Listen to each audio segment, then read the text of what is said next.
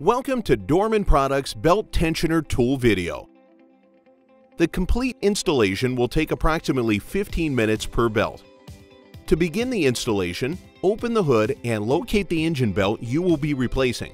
This tool can be used on either tensioner.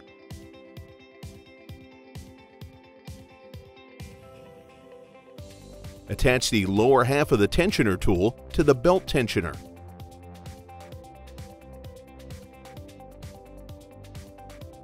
Connect the upper half of the tensioner tool to lower half and lock it into place. Then, apply pressure to the tensioner tool, relieving tension on the engine belt. Gently remove the engine belt and release pressure from the tensioner tool. Remove the top half from the bottom half and detach the tensioner tool from the belt. Repeat this on the opposite side of the vehicle. The tensioner tool can also be used to reattach the belt when ready.